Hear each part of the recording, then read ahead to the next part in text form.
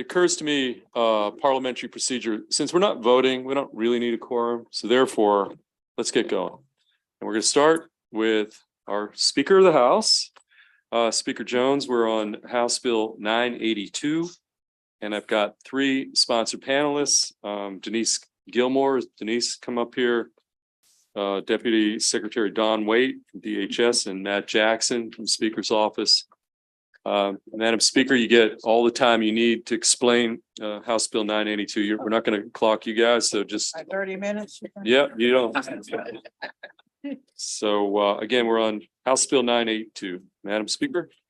Yes. Okay. All right, get my notes out.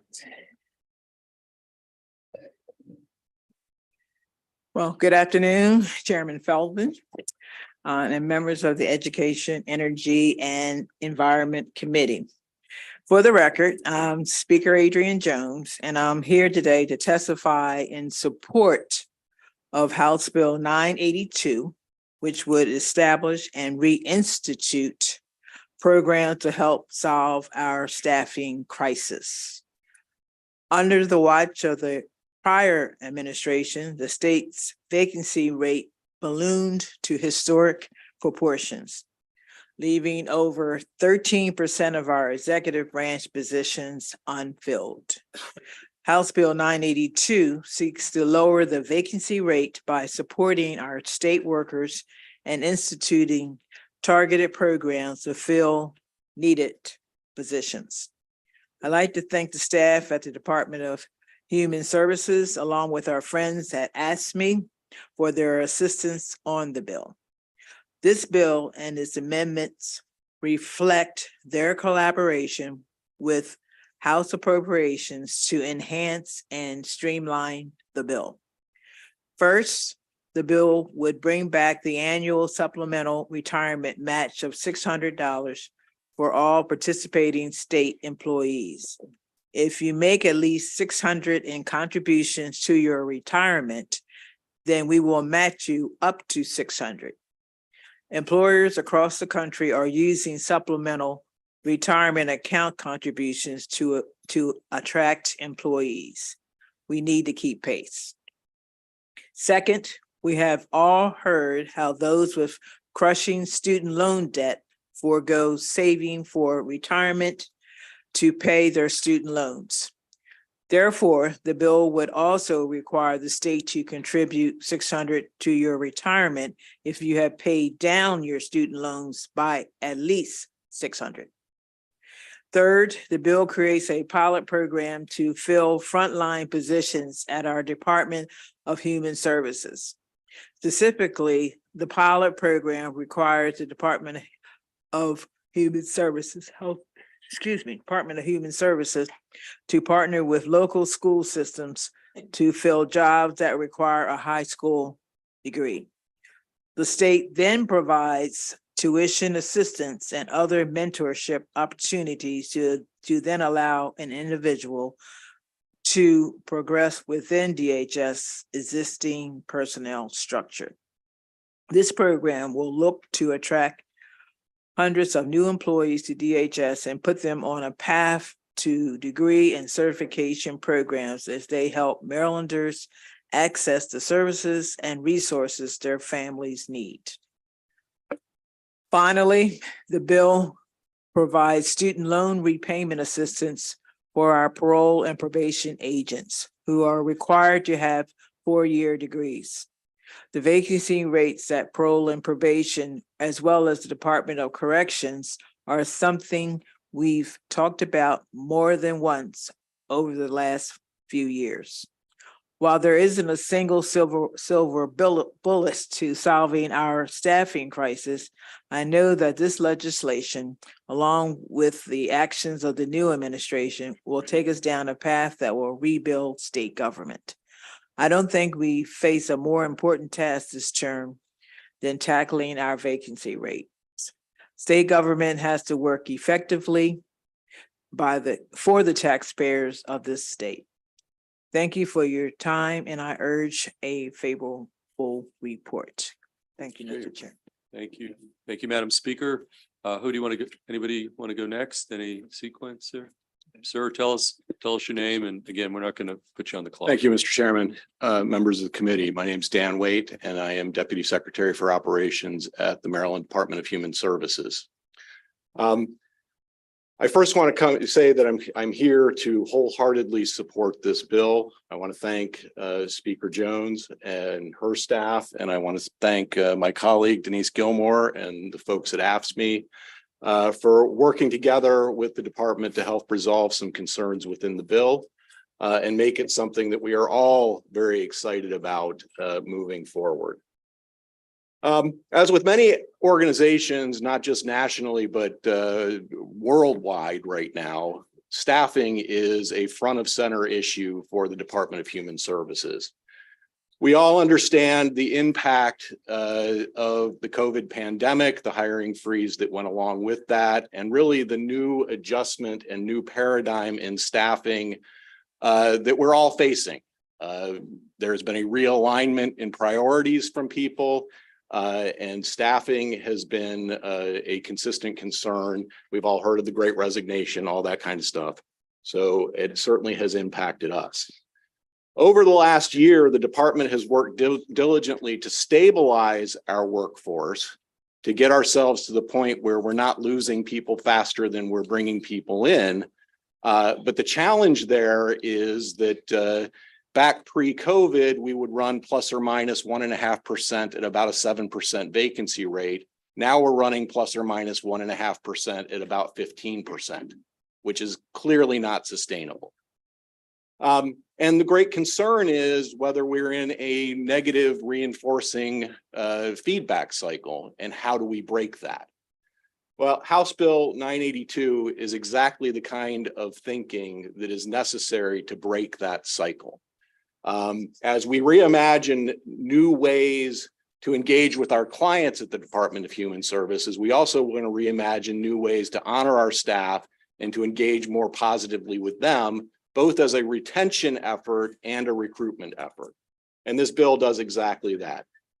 By developing a pilot program where we can work with local high schools to develop a pipeline of folks who are interested in doing human services work, we can imagine a day where we will engage early in the high school, introduce the types of jobs we do, the way that we impact positively the community, talk to students who are interested in doing that work about different paths through the Department of Human Services, from very entry level to leadership, be able to hire those individuals into positions for which they qualify within the department.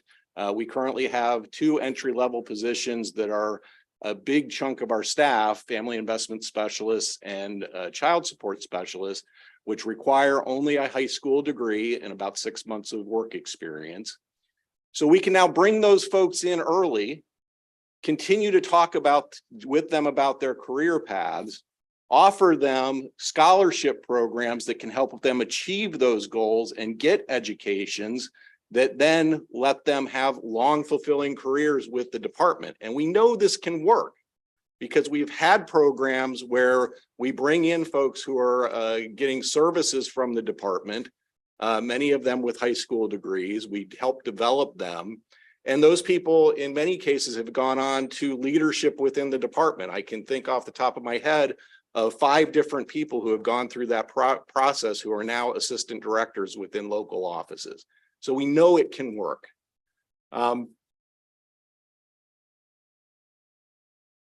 The other thing that this bill does is it acknowledges the fact that we all learned during COVID that our staff, our social workers, our folks out in the field are first responders, and making sure that they are both being helped with sufficient staffing and being able to take off time to deal with the traumatic experiences that they go through is part of why we need to make sure we have creative ideas to staff our department. Finally, I just want to say that the opportunity to go out and work with high school students, to work with the local schools in the jurisdictions that have been identified, And to have an opportunity to have an impact on those lives is something that I am very eagerly looking forward to.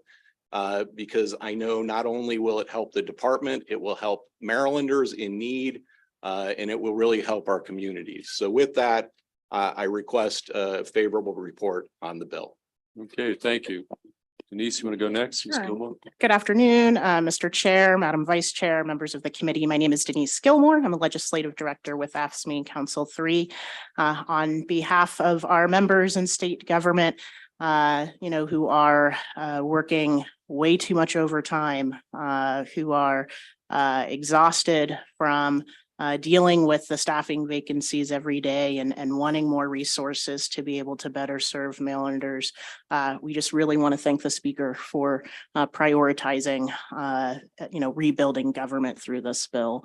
We're very excited for many of the components in the bill.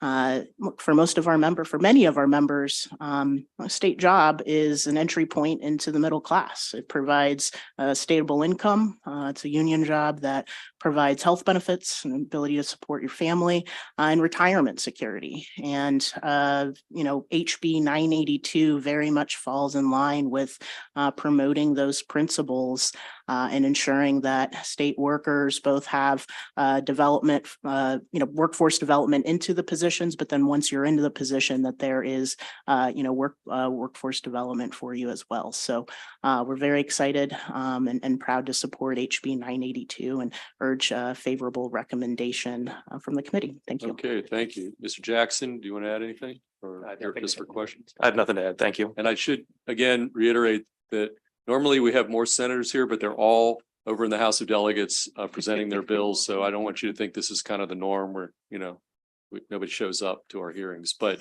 that said, any questions for the speaker, for the panel?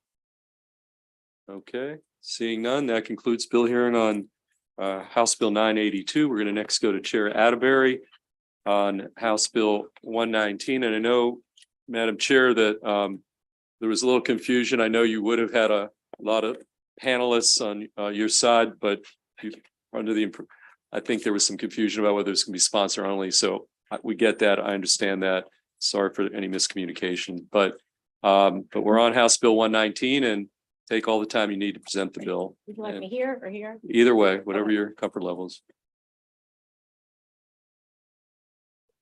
Thank you, Mr. Chair, Madam Vice Chair. Good to see you. I think all of your members are probably in my committee and I've got a bunch here in your committee. So it's good to be here for the first time and congratulations, Mr. Chair. So I'm here to ask for a favorable report on House Bill 119. And as it came over from the House with a vote of 96 to 37, it is a different bill than it was when it was introduced. And that is because the changes are in response to the testimony we heard actually, which is that a lot of parents came in and thought we were enshrining curriculum. And so we decided to go in a different direction. And so currently, as it came over amended from the House, what the bill says essentially is that if a framework isn't followed, which the framework for any subject is established currently by the MSDE and the state board, and then it's up to the locals to develop the curriculum. But if the locals don't follow the framework, then essentially their feet can be held to the fire. They can be given notice by the state superintendent.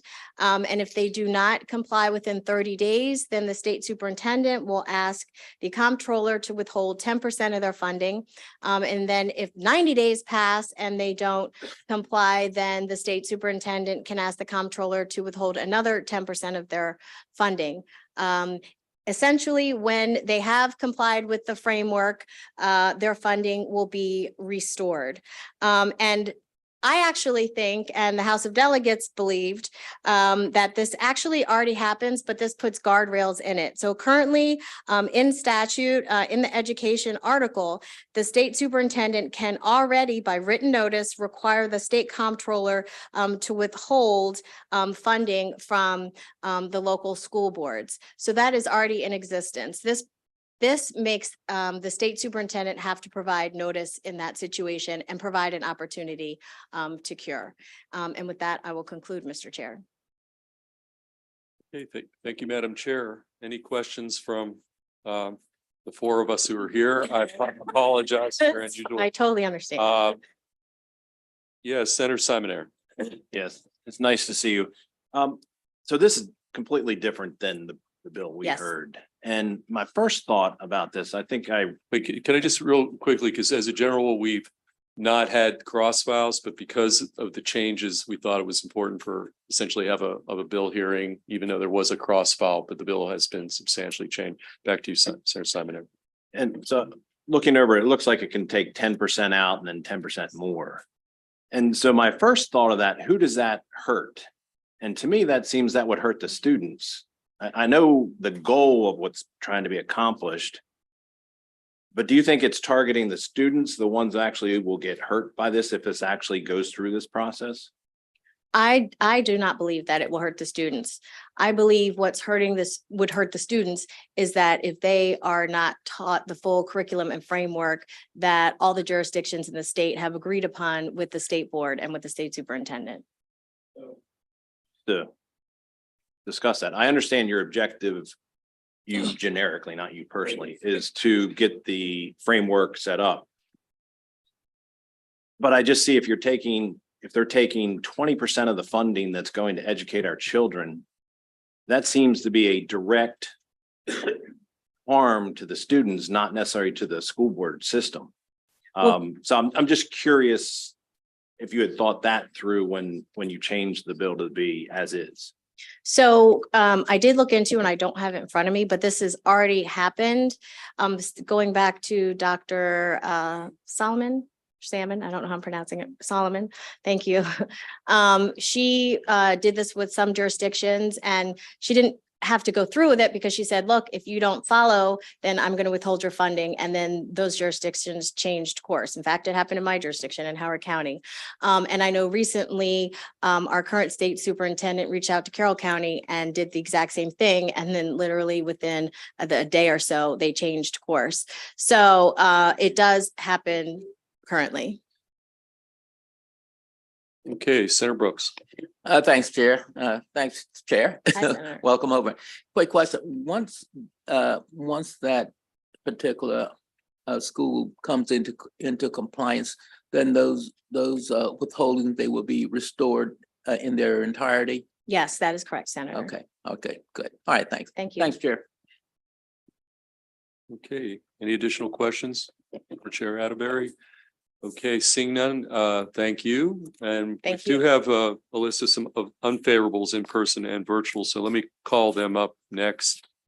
Got Robert Lieb, Deborah Percato, Joanna Tobin, John Wollums, and let's see, I'm going to fill up the table here. Mary Pat Vannon. Is Mary Pat here? And okay, there she is. Okay, I think that fills up the table. And then after that, we have a few virtuals, et cetera, and one more in person. So who wants to lead off? Each of you. We'll go ahead and lead off. Okay, each of you are going to have 2 minutes each. Okay. Okay, And- good afternoon, senators. Thank you for being here. I'm Deborah Mercado. I'm a lifelong resident of Maryland, retired nurse, and mother of 4 daughters. I strongly oppose House Bill 119 and urge you to do the same. While a lot of the language of the original bill has been removed, it is still the same bill. It is still urging that it's, I would say, state mandated curriculum. It takes the local school boards out of the decision making, and it also removes the parents from any input. Even in this new version, it specifically says the opt-out must be approved by the state, or there will be penalties if the counties aren't following the curriculum and allowing too many people to opt out. The main curriculum that the parents have been objecting to is the Maryland Comprehensive Health Education Framework. This is totally inappropriate for the school system. And while the new bill no longer mentions all the topics that are in this curriculum, this will be included. And this has no place in the school system. We continue to see that the academic performance in the schools is plummeting, yet this legislature is focusing on a non-academic agenda. The curriculum, this Maryland Comprehensive Health Education Framework is inappropriate. The parents are the ones who should discuss these topics with the children. The children need to focus on math, English, science, and reading, and leave the very sensitive subjects of sexuality and mental health to the parents. The graphic discussions of sex acts have no place in the schools.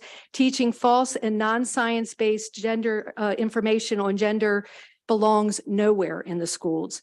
So I do urge you to put rigorous academics of math, science, English, and math in reading back in the school, protect parental rights, and reject this bill. We do not want to see this in the school. We need to focus on the academics that schools were supposed to originally focus on. Thank you so much. Okay, why don't we just go down the table? Why don't you hand that to your left? Thanks. Sir, tell us your name, and again, you've got 2 minutes. Senator Feldman, Senator Simon Ayer, committee members, good afternoon. I'm Bob Leib. I'm a citizen and a grandfather in Anne Arundel County. I've been associated with public education for nearly 20 years, being hired by Anne Arundel County Public Schools by Superintendent Carol Parham back in 1995 after retiring from the Navy. In 2005 and 2006, I served as the Chief of Staff of Anne Arundel County Public Schools, after which I transitioned to the executive staff of the Office of the Anne Arundel County Executive, serving as Education Liaison to the Board of Education.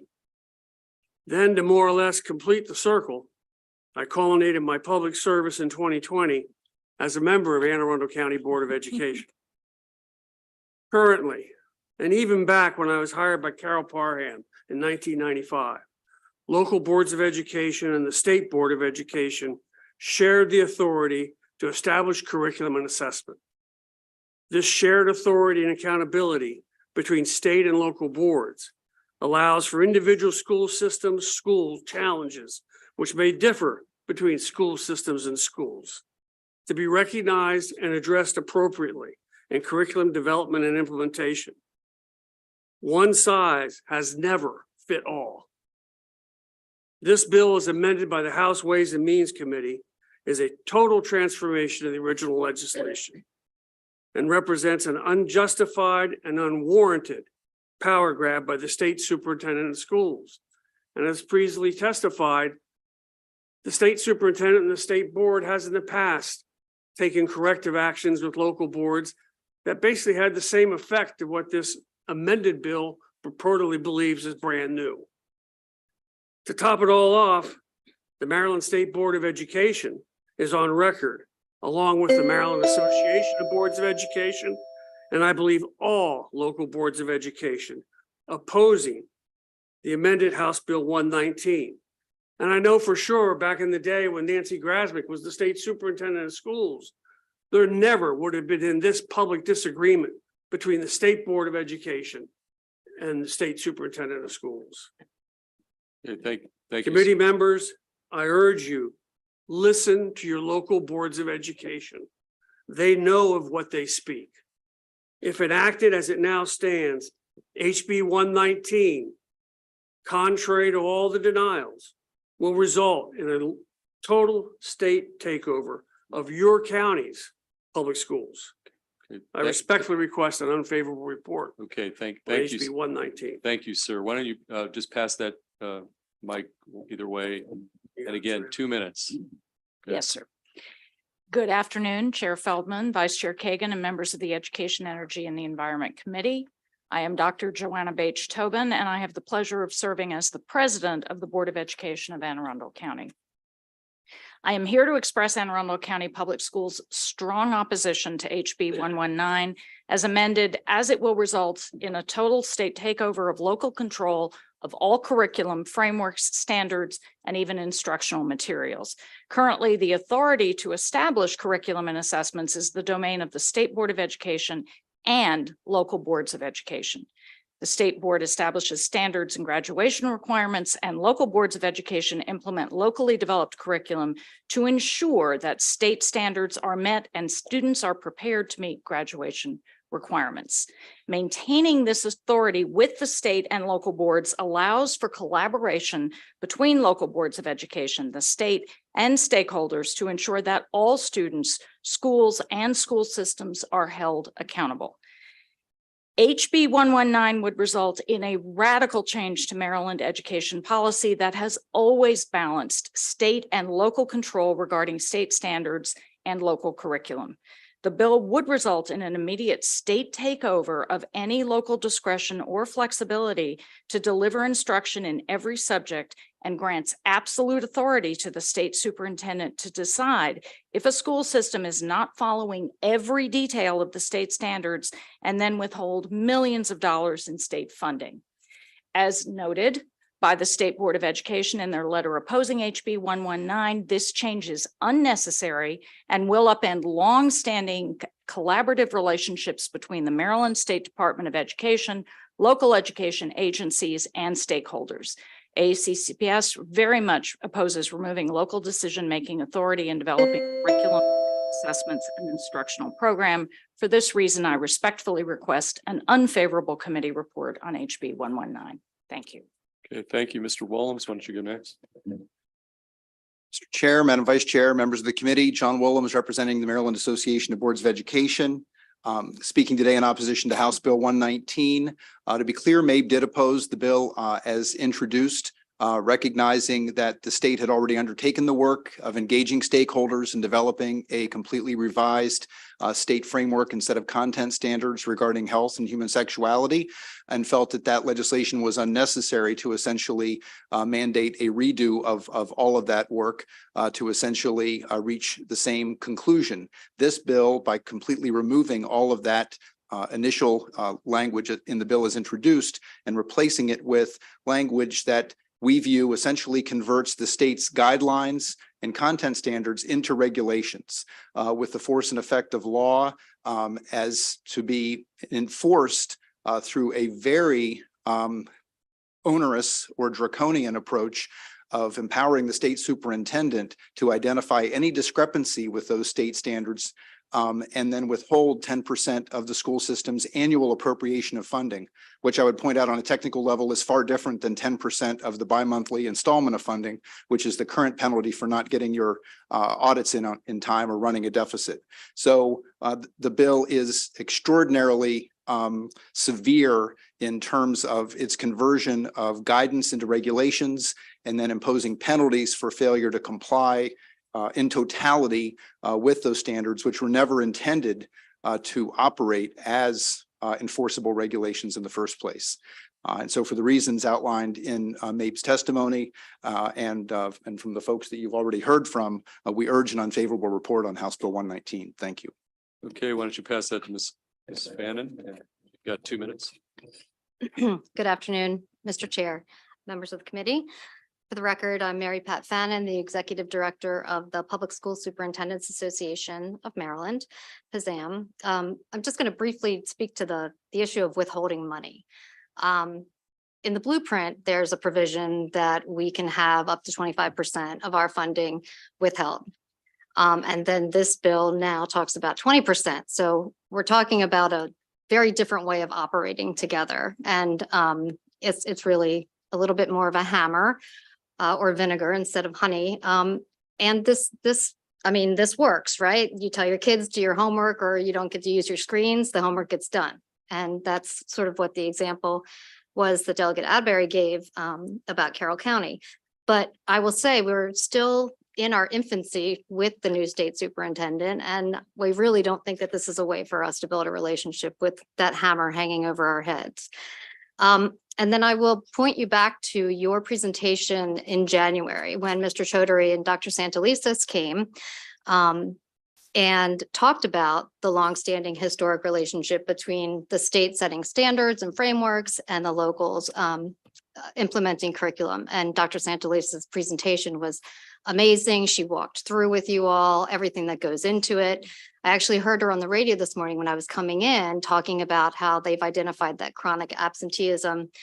If they can address that, it's been helping their academic success. And that's something that maybe isn't an issue in Garrett County, right? So it's not a perfect curriculum example, but it is an example of local needs needing to be addressed. So I thank you for your time and request an unfavorable report.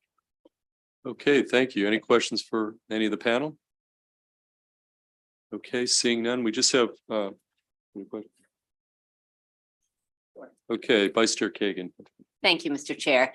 To either Mr. Willems or Ms. Fannin, I wonder if you can talk about, so we don't often pass curricular mandates, but we do sometimes when it really seems like it's in the students' health and well-being. So we don't tell them how to teach geography or stuff like that, but sometimes, how to use an EpiPen or allergies, or we have some.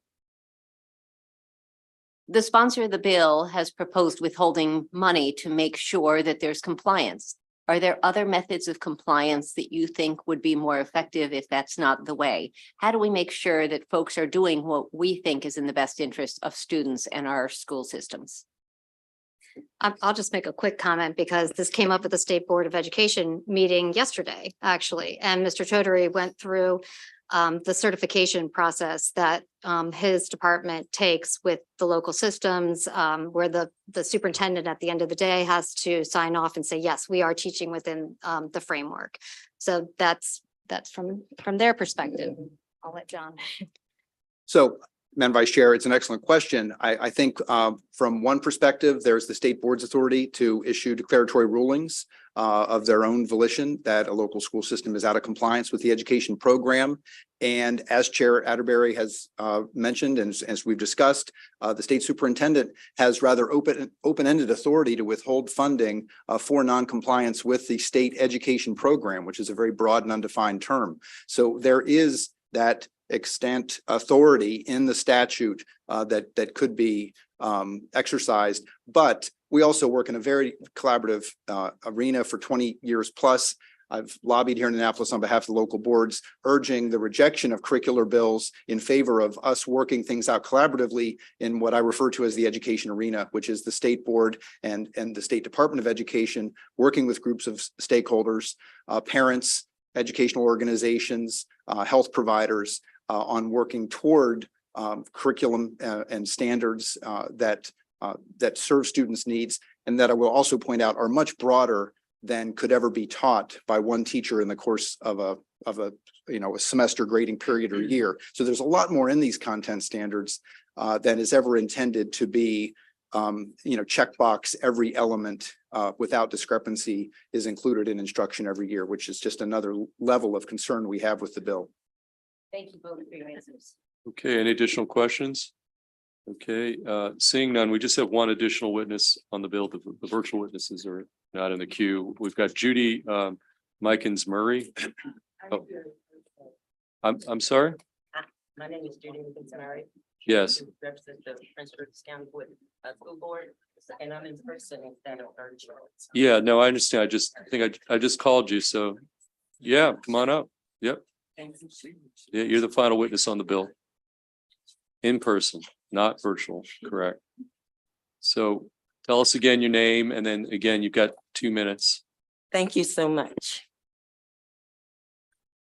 Good afternoon, Chair and members of the committee. My name is Judy Mikens Murray, and I serve as the chairperson of the Prince George's County Board of Education.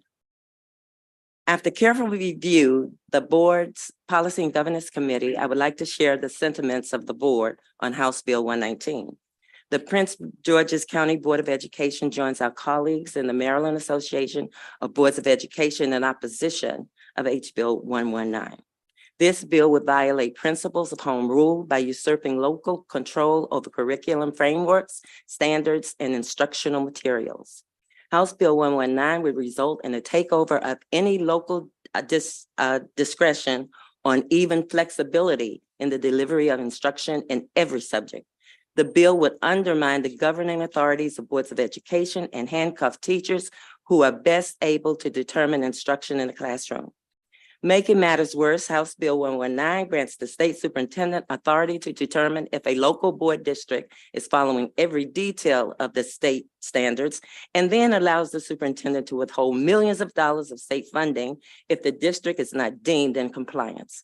A school board would only be given 30 days to take any corrective action.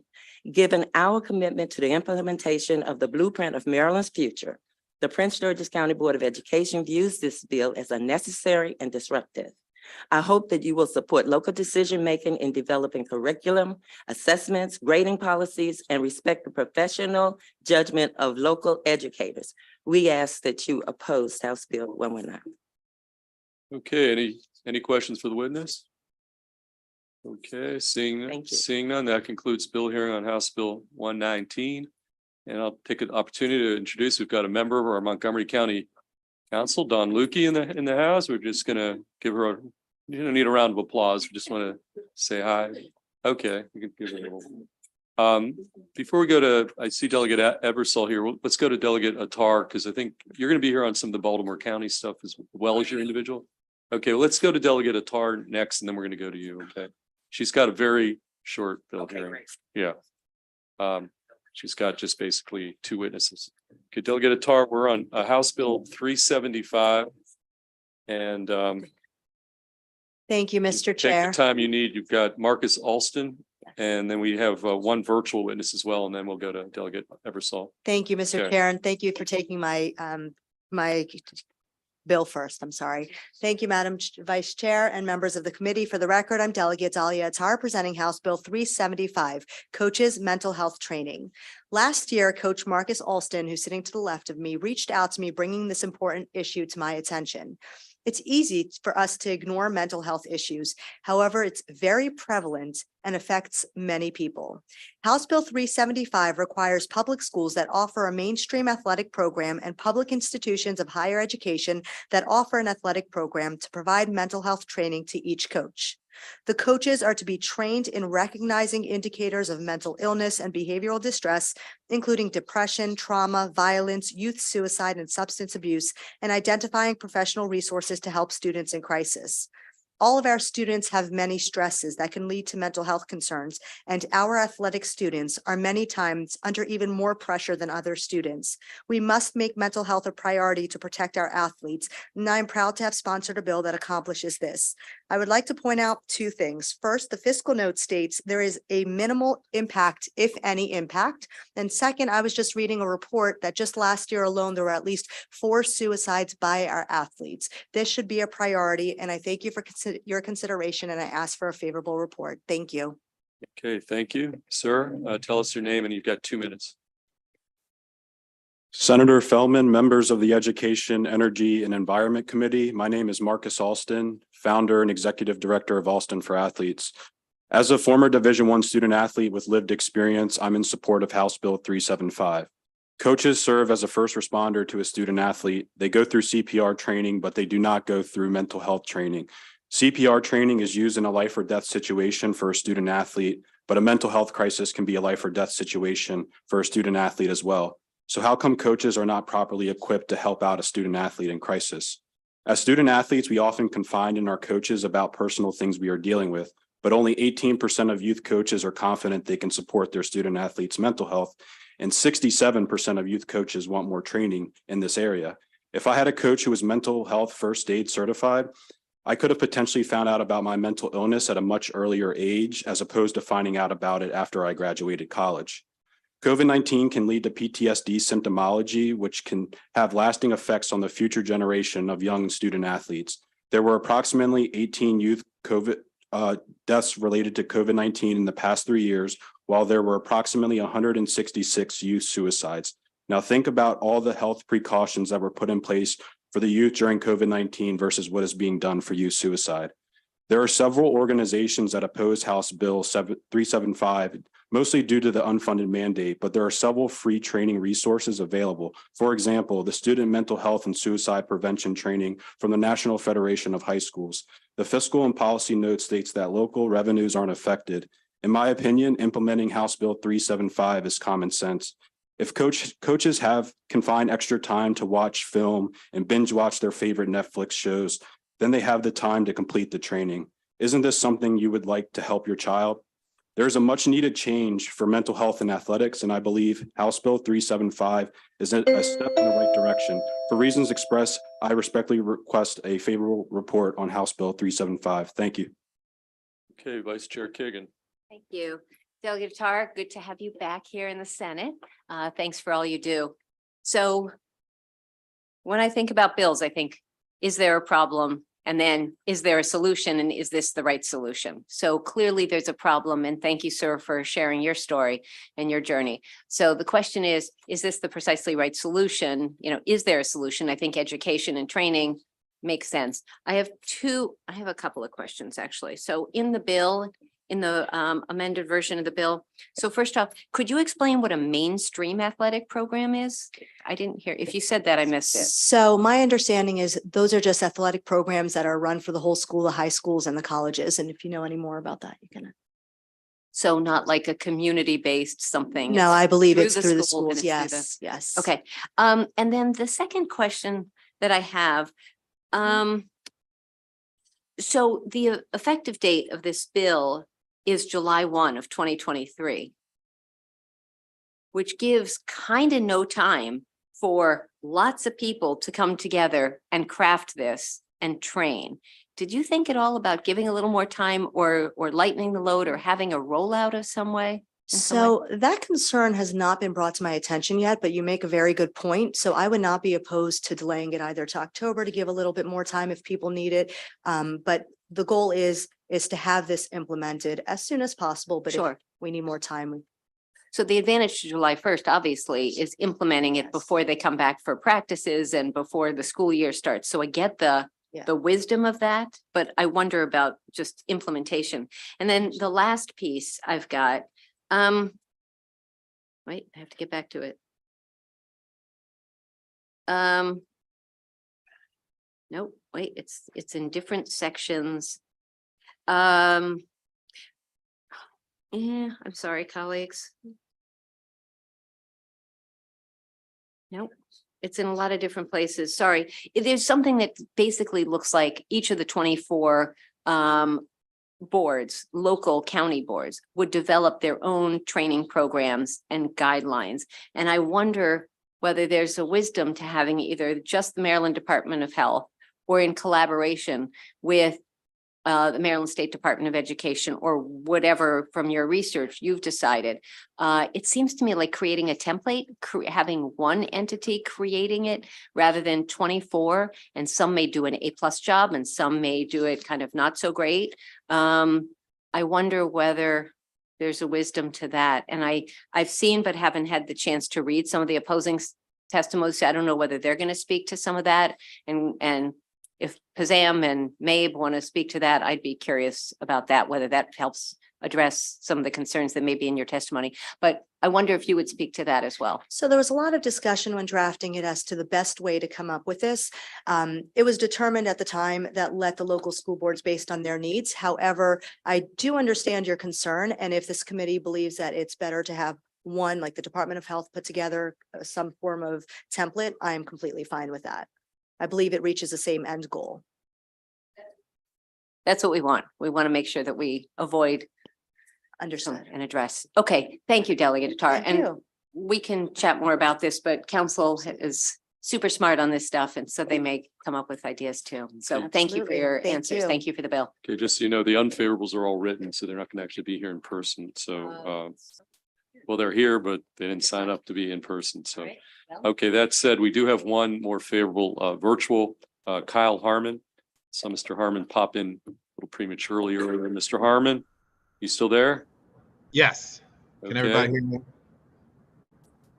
there you are. Okay, sir, you've got 2 minutes and you're signed up favorable. Yes, my name is Kyle Harmon, and I'm a physical education and health teacher in Maryland. I've also been a coach for the last 17 years at the high school and collegiate levels in the state. I'm here speaking as an individual about how I believe mental health first aid training should be a required course for all public school coaches in the state of Maryland. I took the mental health first aid training in 2014, and I was also certified to teach it.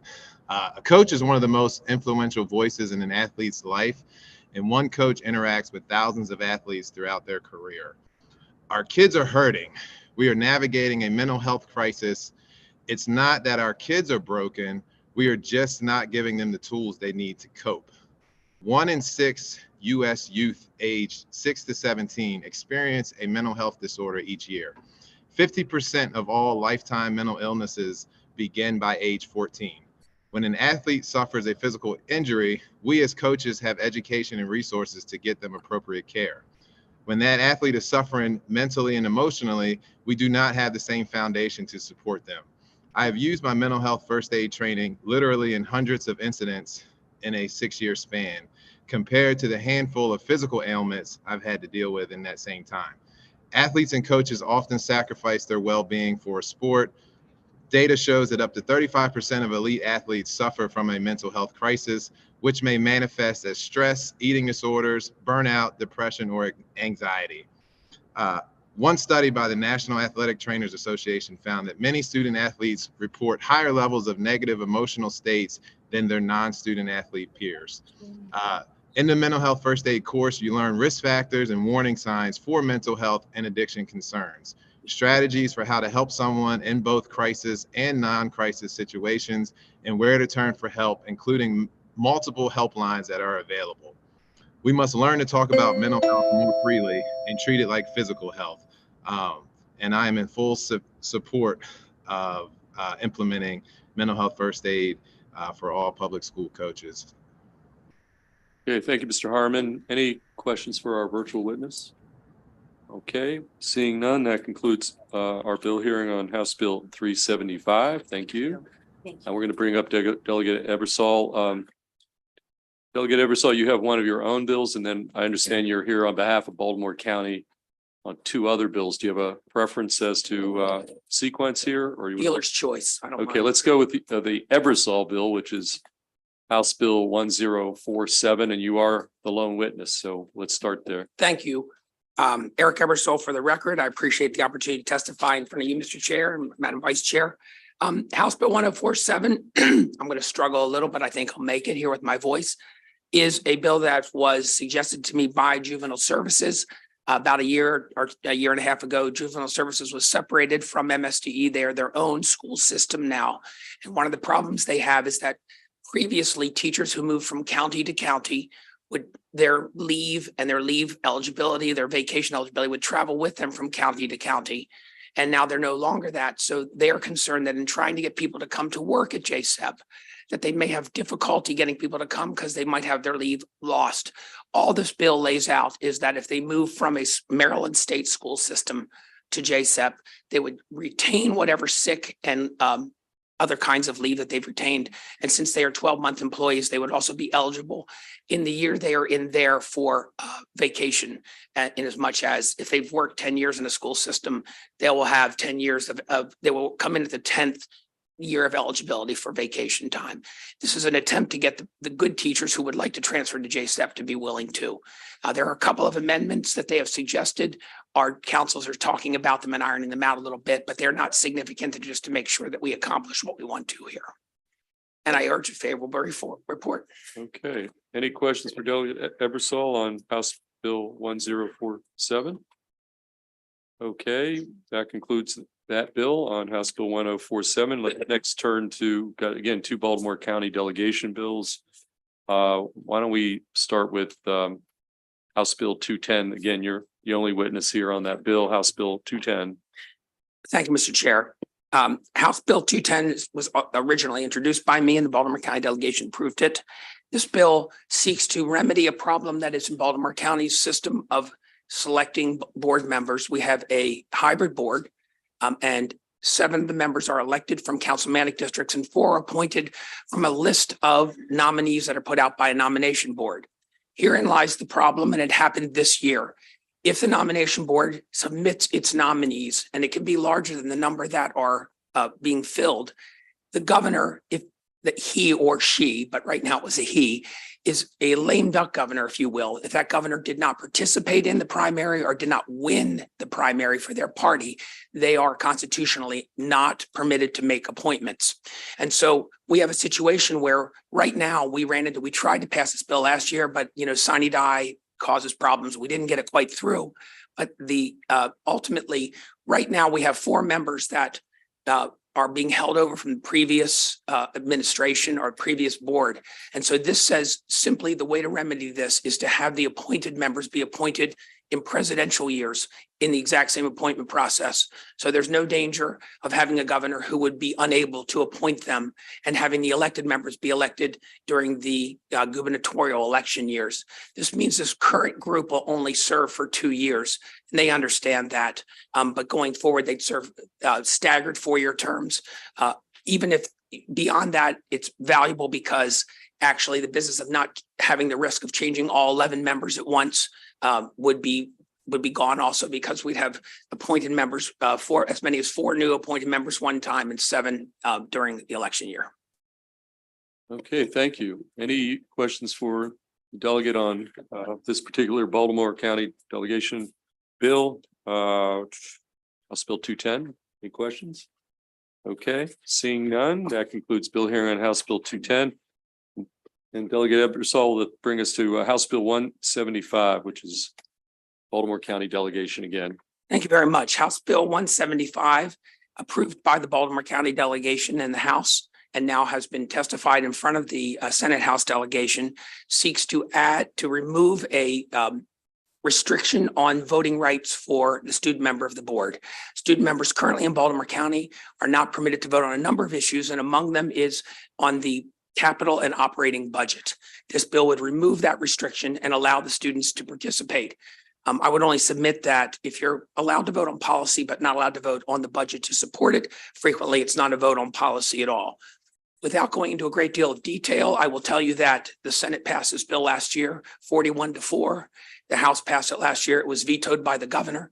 The reason for the governor's veto was stated to be that there was a court case suggesting that perhaps students were under voting age, so they could not be appointed to a board where they could vote. The court ruled on this last June and said that the legislature has wide latitude in how we get members appointed and what they're allowed to vote on. So that's moot. And now I would suggest that this bill, which was approved before, should go ahead and go through. I'd be very hopeful the governor would approve it now. Okay, any questions for Delegate Ebersol on this piece of legislation for Baltimore County? I do. Yes, Vice Chair Kagan. Behind you, Delegate Ebersol. It was Alvaro, right? And aren't you a SMOB? I am. Student member on the Board of Education. Remind us what county? I am. Prince George's County. Prince George's County, hence sitting with the Prince George's County board members. So I just want to recognize our former Senate Paige, and it doesn't look like you're signed up to testify, but good for you for not getting quite enough. 2 weeks wasn't enough for you to be. We didn't want to burden you with a lot of testimony since it's coming through delegation. We testified with Perfect. our member of the board Yep. who acquitted herself beautifully Of course she did. among the questions. I will tell you that student members work, and I'll say this without reservation, harder than other board members because they have biases to overcome. People believe because they're young, they can pat them on the head. They're actually some of the best and brightest that we have. Amen. Good to Okay, see you, Alvaro. Thank you, Delegate we have a Ebersol. question from Delegate Brooks. Senator Brooks from Baltimore County. It was Delegate Brooks when he voted for this last year, by the way. No, just one comment. Thanks for being here, sir, and just move favorable. Thank you. Thank you very much. Okay, well, before we do that, we do have testimony unfavorable signed up, and we've got Amy Adams. Is Miss Adams here? I am. Can you hear me? Oh, yes, I apologize. I thought you were here virtually. Miss Adams, we're queuing you up. Yes. Okay, Miss Adams, you've got 2 minutes, and again, you're signed up unfavorable. Good afternoon, Chair Senator Feldman, Vice Chair Senator Kagan, and members of the committee. Thank you for the opportunity to speak about HB 175. I am a 13-year BCPS parent.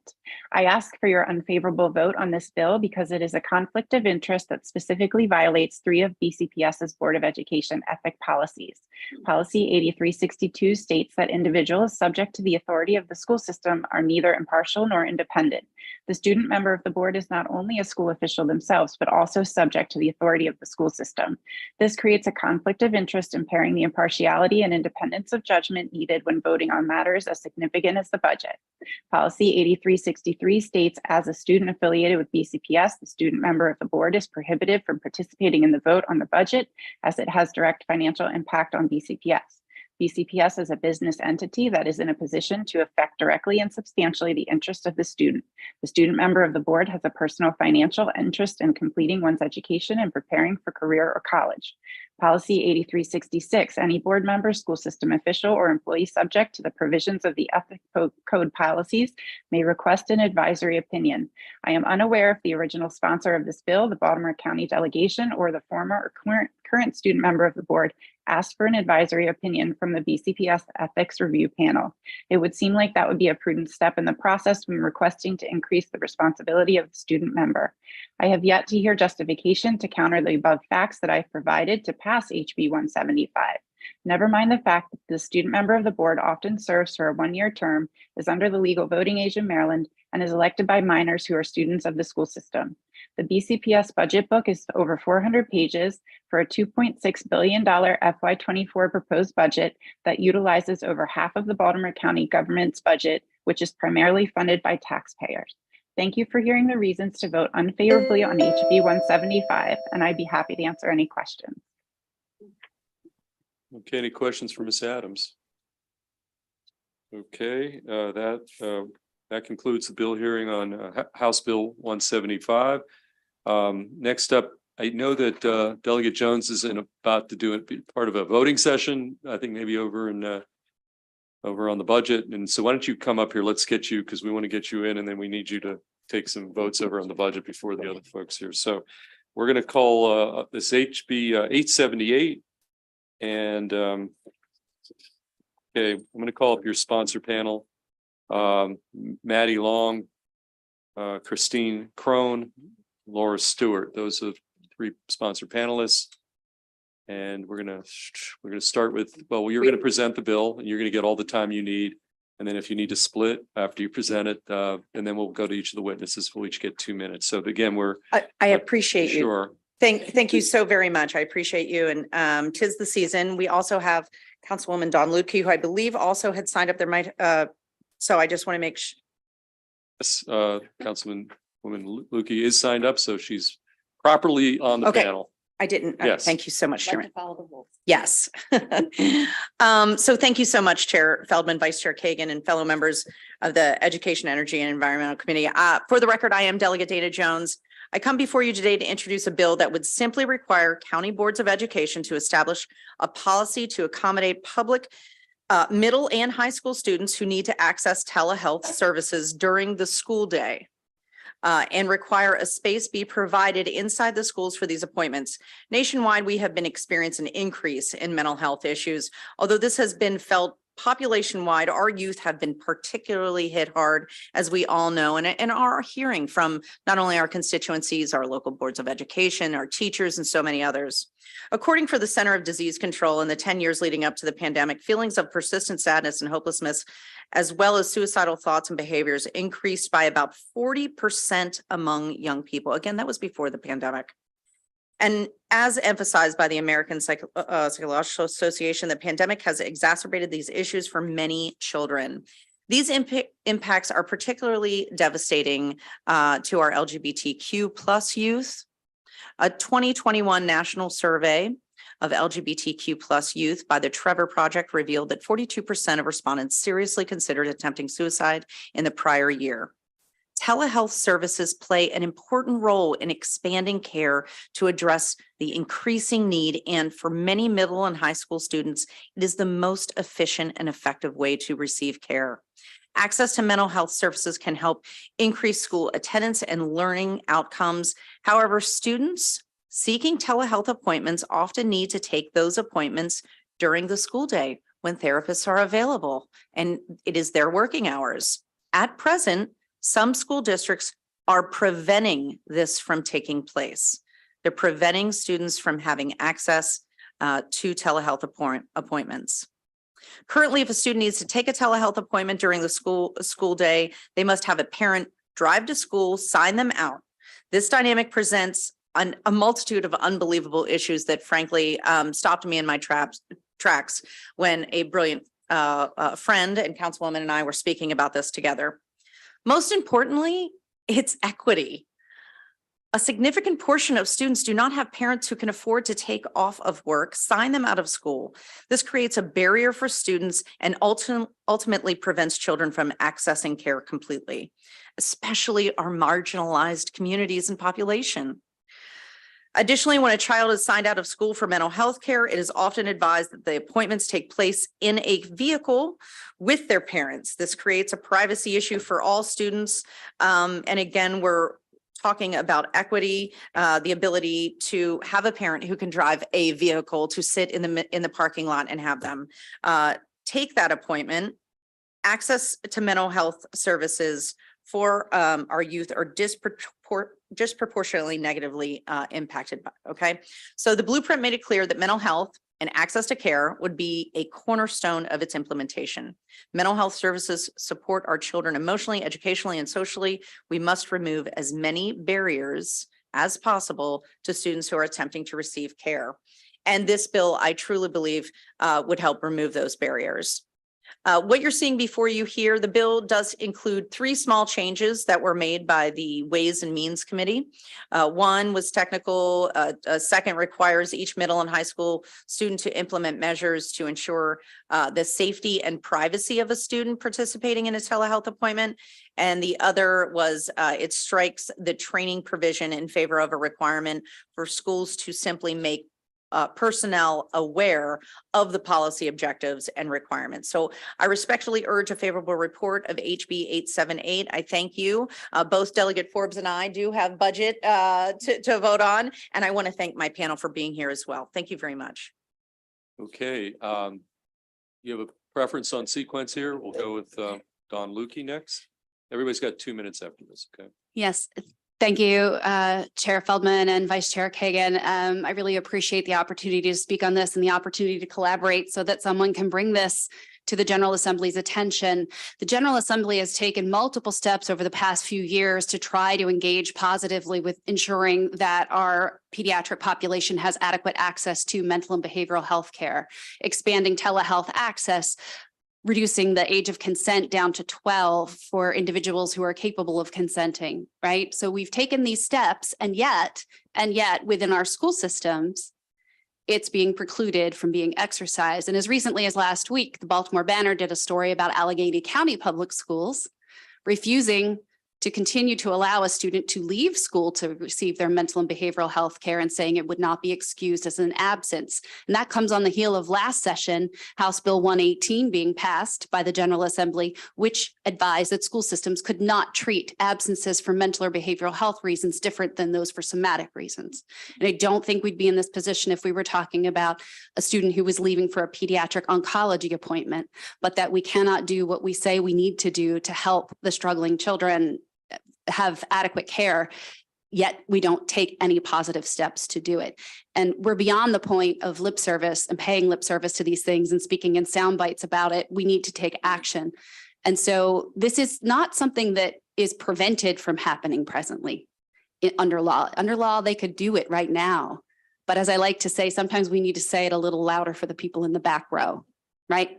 And if we need to say it a little louder for the people in the back row in order for the school systems to adopt affirmative positive policies allowing for this and to make sure everyone's on the same page about allowing our students to access that care, therapists are in short supply. So we need to make them available and have appointments whenever the students can get them. Thank you. And I urge a favorable report. Okay, thank you. Ms. Stewart, you got a mic right in front of you. So why don't you tell us your name and you've got 2 minutes and then we'll take it from there. Thank you. Good afternoon, Chair, Madam Chair. I am here to represent Free State PTA, which is our statewide PTA organization. We strongly support this bill. I think. What's your name? Oh, Laura Stewart, sorry. I skipped that. We strongly support this bill. As you have heard, it is a hardship for kids to have to be signed out and go outside to get their telehealth appointments if they're during the school day. Parents would have to take off work, and many parents cannot do that. And so therefore, some children just don't get therapy. This creates a hardship on families and missed appointments for children. These supports are part of an equitable education because those with less resources are disproportionately affected. Adding this option will also mean less time missed from the classroom if we can eliminate the sign in and sign out process for health-related appointments. Also, the Free State PTA supports any effort to expand mental health services, and telehealth is one tool to achieve this. We prioritize mental health support in our legislative agenda because we are in a youth mental health crisis. The COVID-19 closures and readjustment to in-person schooling added to student and family stress. Social media has added to stress as well. We have seen increased drug overdosing and suicide, especially in marginalized groups and in girls. We need to increase access to health services for Maryland students in an equitable way, and telehealth appointments in schools will help achieve this goal. In fact, my own child has telehealth appointments. Luckily, they're after school, but he could not afford to miss any school because he's trying to learn. So thank you so much for considering this. And we urge a favorable report on House Bill 878. Thank you. Okay, thank you. Why don't you pass it down? Here you go. Again, 2 minutes and tell us your name. Good afternoon, Mr. Chair, Mr. Vice Chair, and members of the committee. My name is Maddie Long, and I am here on behalf of Strong Schools Maryland in full support of House Bill 878. With telehealth becoming an increasingly popular option post-pandemic, especially with regard to mental health services, its convenience is one that parents and students should be able to take full advantage of during school hours.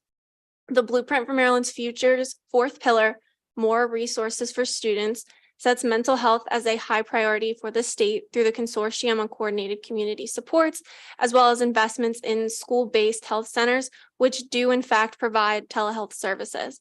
With the national youth mental health crisis and the commitment Maryland has made to providing mental and behavioral health services, there has never been a better time to modernize school policies and provide a solution that is equitable and feasible. The designated space that this bill creates will allow for a far more equitable distribution of mental health resources, as it allows for protection and privacy for LGBTQ+ students and expands delivery options to students who have historically lacked access to adequate health services. I also want to echo what is written in the fiscal and policy note that this can be done with existing resources. This bill does not require any construction, merely a designation. The version that passed the House also specifically ensures that measures are taken to ensure safety and privacy for students. I urge this committee to help students receive the health services they need to thrive and allow schools to make the space to do so. For these reasons, we urge a favorable report. Thank you. Okay, thank you. Good afternoon, Chair Feldman, Vice Chair Kagan, and members of the committee. I'm Christine Crone here on behalf of MedChi, the Maryland State Medical Society, the Maryland chapter of the American Academy of Pediatrics, and the Mid-Atlantic Association of Community Health Centers, here in support of House Bill 878. And I'll just say me too, to save you guys some time. Okay, we like that. Any questions for the panel, Vice Chair Kagan? Councilmember Lukey, it's great to have you here. Thank you for all you do. And thanks for the unanimous vote yesterday on an important consumer protection bill. Delegate Jones, thank you. This bill is common sense to me and a great idea. And I love that it's no additional resources and all that. My question is, should there be any age limitations? Would it apply to a kindergartner? And are there any issues around that related to parental engagement, permission, anything like that? And has that come up in the House side? Did that come up in the House side? The bill actually lays out middle and high school students I'm only. sorry, I missed No, that. no, please. Okay. Middle and high school only, because consent has been moved to 12. And I believe that the council would like to say something. Right. So in 2021's legislative session, the age for consent for mental behavioral health treatment was lowered to the age of 12. Thank you. And of course, we're talking about typically pre-existing relationships between patient and provider, where the school is not entering into a separate relationship related to the treatment or any consent related to the treatment. It is between the patient and the provider. Should there be a child, 13 who seeks mental behavioral health services and is it able to establish the relationship, they would not necessarily require the parent's consent unless there's medication to be prescribed, which of course is provided for in existing state law. Okay, Senator Hester.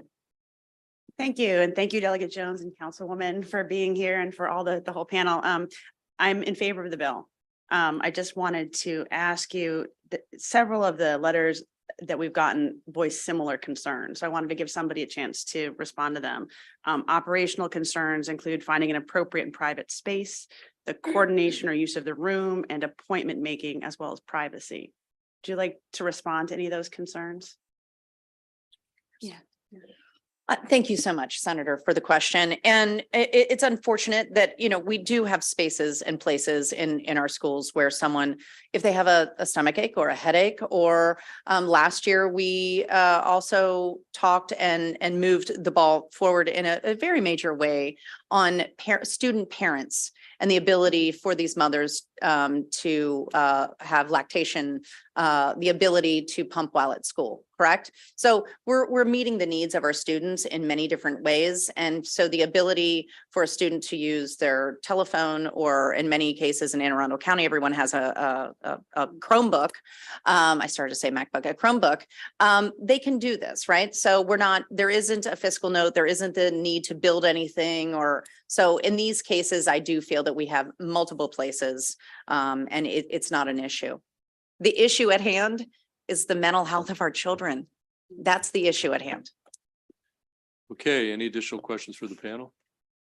Okay, thank you, everybody, for your testimony. We did have two unfavorables signed up. I'm not sure if they're still here, but Deborah Percotta and John Willems. Is Mr. Willems here? And again, I appreciate you understanding. Absolutely. Delegate Yes. Forbes and I. I know. Well, I didn't realize about Delegate Forbes. As soon as we're done with the unfavorable, you're going to be up next. We need to get you back to the House Appropriations Committee. So yes, Ms. Mercado, you're signed up unfavorable and you've got 2 minutes. Hi, I'm Deborah Mercado with Maryland Right to Life, and we do object to House Bill 878. While we can understand the convenience of telehealth appointments for students where the parents have scheduled those appointments, this bill will allow the school system to bypass the parents. The Assembly, as was stated in the prior panel, reduced the age of consent to seek behavioral health services to 12 years old. In the criminal justice system, a 12-year-old is treated like a juvenile, which is entirely appropriate. But when it comes to mental health, this state wants to pretend a 12-year-old is an adult. 12-year-olds are not adults, as science tells us the brain is not developed until about 25 years of age. It is cruel and inappropriate to give 12-year-olds the heavy responsibility of managing their physical and mental well-being. This bill opens the door to abuse of these minors by the predatory abortion industry. Parents are the best arbiters of their children's physical and mental well-being. And we have already seen, if you look at the Washington Examiner article, that Planned Parenthood is already in the high schools in California. They call them well-being centers. And the students can walk into there anytime during class, and minors can receive emergency contraception and other forms of birth control, and healthcare providers are not allowed to inform the parents. We want to leave the parents in the loop of their own children. So, and that comes to, they are the best arbiters of their children's health and well-being, and that's when it comes to abortion. And it's also when it comes to suicidal ideation in children that are suffering with mental health. Their parents need to know. So for these reasons, Maryland Right to Life urges amendments to protect parental rights. We also urge an amendment that prohibits this bill from being used for abortion purposes. Without those amendments, we do urge an unfavorable report for House Bill 878. Okay, thank you. Any questions for Mr. Mercado? Okay, seeing none, that concludes bill hearing on, what number are we on? 878, and we're going to next take up Delegate Forbes. Why don't you come up here on House Bill 348? You're here on behalf of the Baltimore County delegation. And You're the only witness, so. Yeah, do there your you thing go. All the time. Thank you so much, Chair Feldman, Vice Chair Kagan, members of Education, Energy and Environment. It's a mouthful. For the record, I'm Delegate Kathy Forbes and I'm here with a Baltimore HB 348. It's a Baltimore County bill and it has to do with our school board filling vacancies. But prior to 2018, our school board was entirely appointed by the governor. And with legislation that was passed through the legislature, it created a hybrid school board where we have 7 members that are elected through their councilmanic districts and 4 that are appointed by the governor. Those 4 appointees come from names chosen by a school board nominating commission that was also specified in the legislation that created our school board. And the nominating commission is 19 members. It has 10 stakeholder groups and members from each of the legislative districts in Baltimore County. We quickly found out about 10 months into our hybrid school board, that there was something missing in the legislation. That's why I'm before you today. There was no process for filling single member vacancies. The legislation speaks to filling those 4 at-large seats, what the nominating commission has to do, but nothing when there's a single member vacancy. And there was an untimely death of a member about 10 months into his service on the school board. And it took the nominating commission with the existing law about more than 5 months to get that vacancy filled. So the legislation before you sets a framework for filling single member vacancies by the nominating commission. And it requires them to hold 1 public meeting announcing the vacancy, explaining the process for applying for it and for what the responsibilities of school board members are.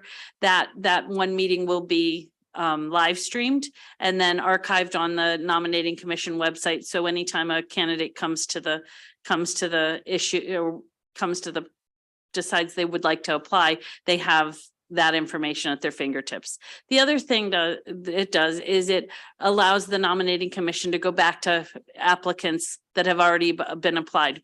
Delegate Ebersol shared that there are currently names waiting with the governor, 8 names waiting for the 4 at-large positions. This bill would allow the nominating commission to re-invite those applicants into the program.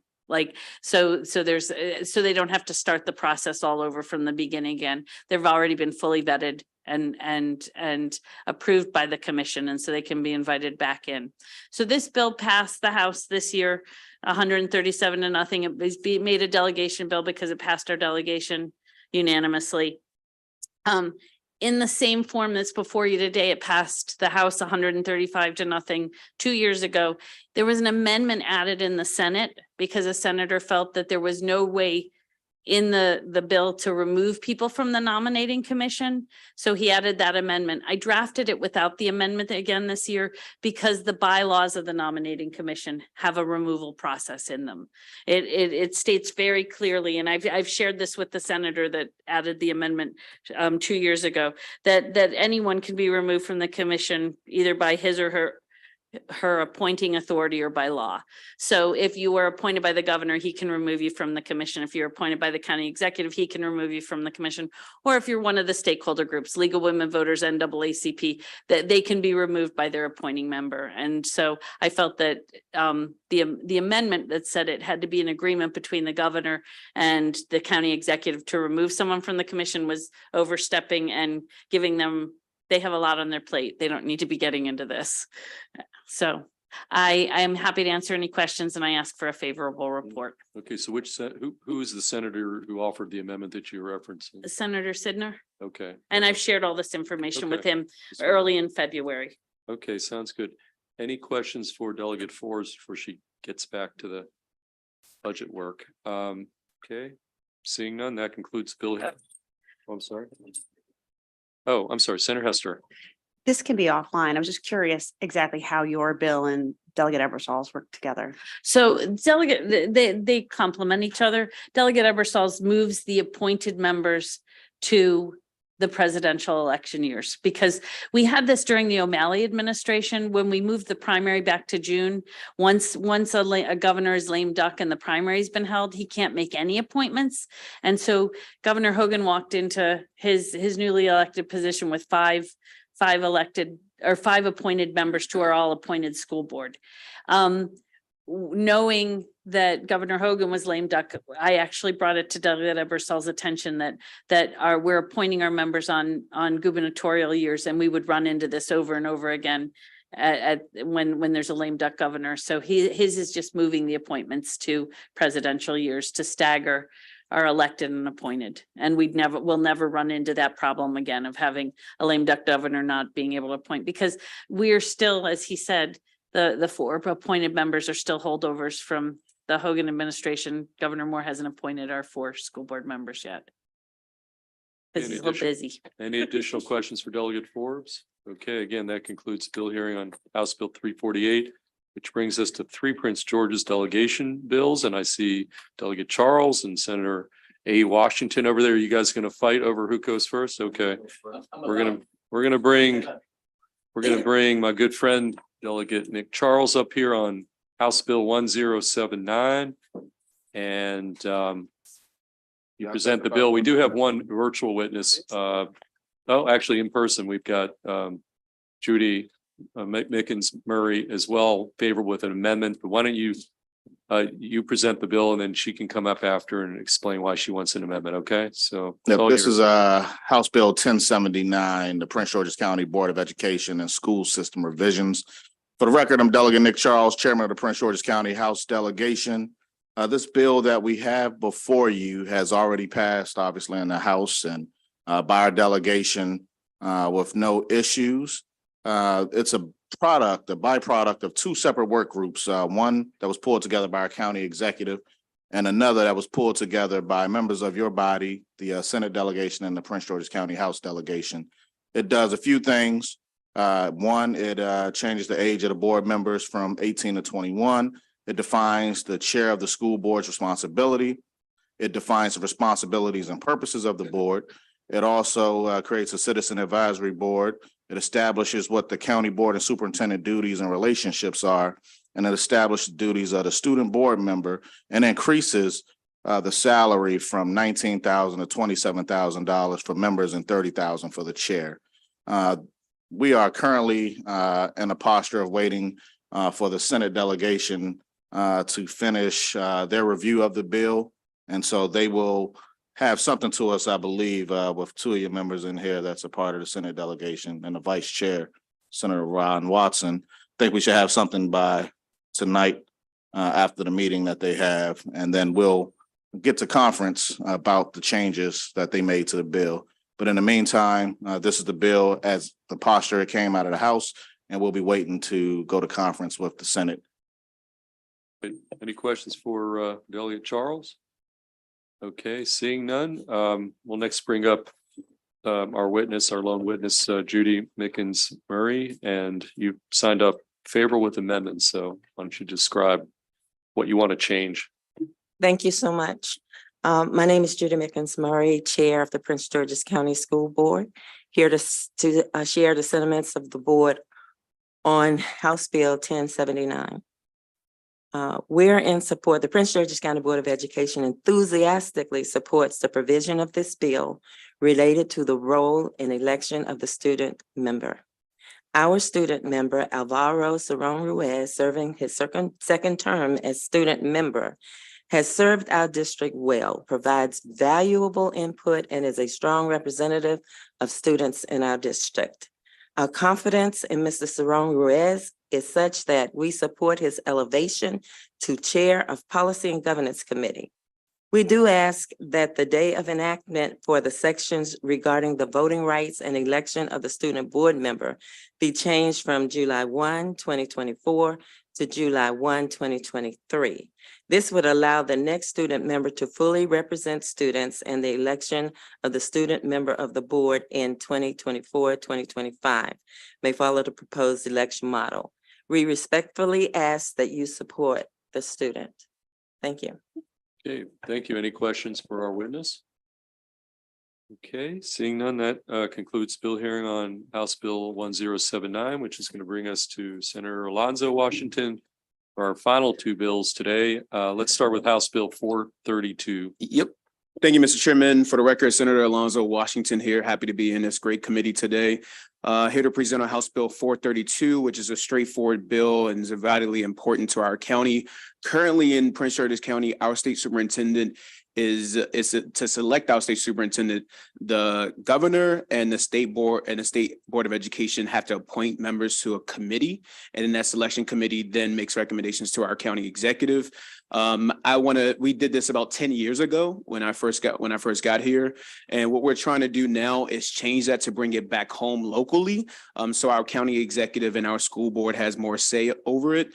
As you see in the current bill, our House delegation changed the bill a bit and added about 7 members to that selection committee.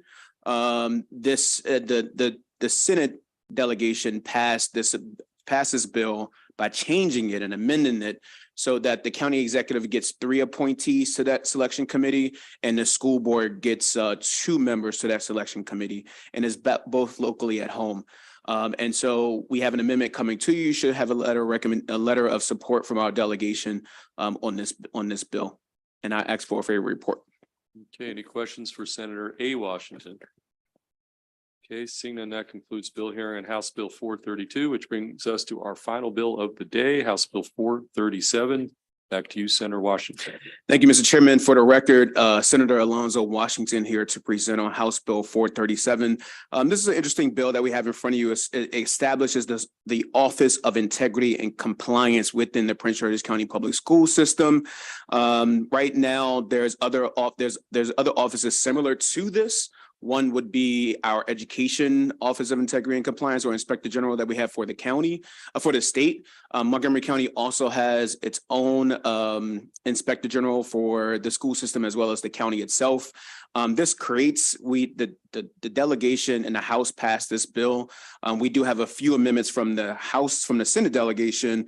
We're adding language to change the name of the PGCPS CEO to superintendent in order to conform with the recommendations made by the Board of Education work group that we hosted over the interim. And we're also removing language that would fold the Office of Internal Audits into the new OIAC office, so it will have its own separate staff. We are striking a contingency placed on the House bill that was placed in the language as well to make it consistent. This bill and this office is very much needed in our county.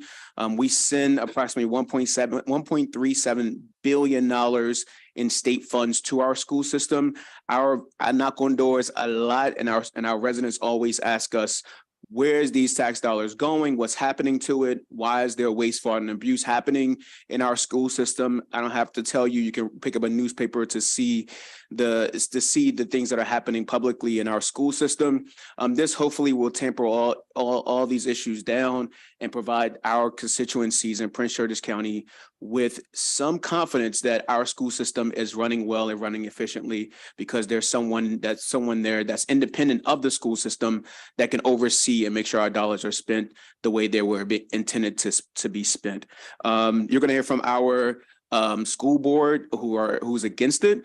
What I'll say to you is that no entity wants an Inspector General overseeing them, and that's just how it happens. That's just how it works sometimes. We have an Inspector General for our police department in Prince George's County. They only have a $325 million budget.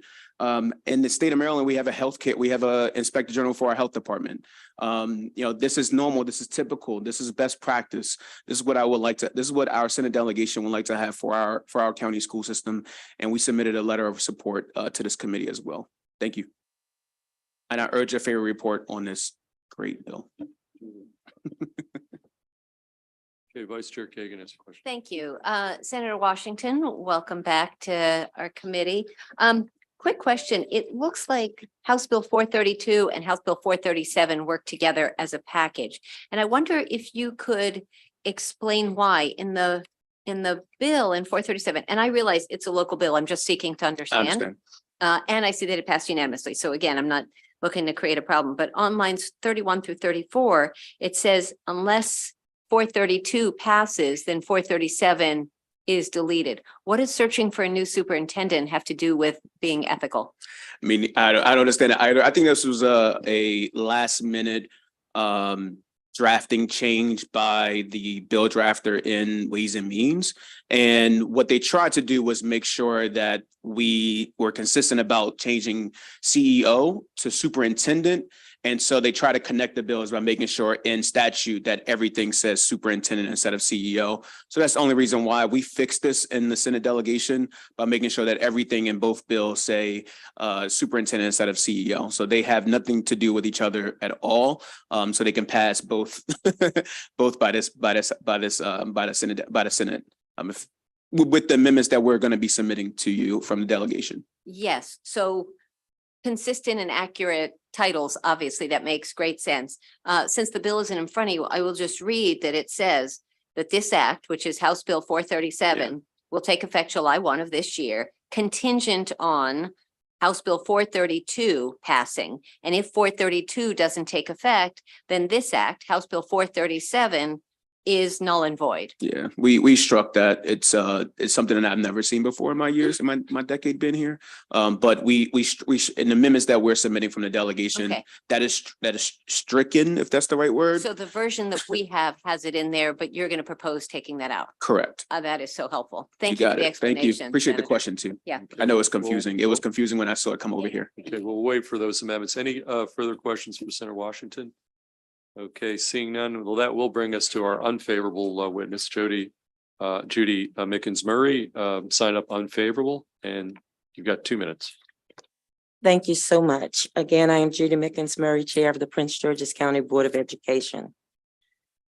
The proposed Office of Integrity and Compliance threatens the Board of Education as an independent governing body and undermines the will and voting rights of the electorate to choose individuals of their preference to oversee the governance, administration, and provision of public education in Prince George's County.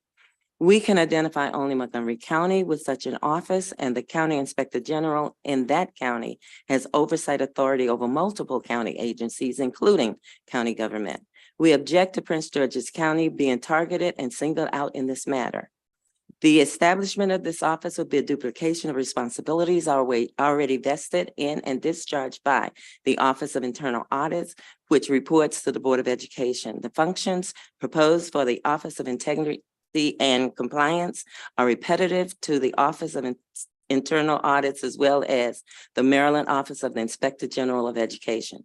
The Office of Internal Audits has and continues to effectively provide oversight of school district management operations with tremendous transparency, provides timely and public reporting on investigations and prompt management responses, and is accessible to public inquiries. The existing Office of Internal Audits falls within acceptable audit practices, overseeing the management of the school district with a reporting line to the Board of Education.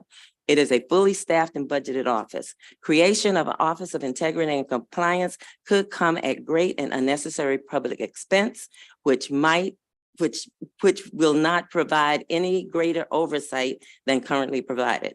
We are also concerned that the establishment of this Office of Integrity and Compliance could displace current employees in the Office of Internal Audits, since there will be no reporting line to the Board of Education. We respectfully ask you to oppose House Bill 437. Thank you. Okay, thank you. Any questions for our witness? Seeing none, that concludes the bill hearing on House Bill 437 and concludes our bill hearings for today. Colleagues, we're going to continue.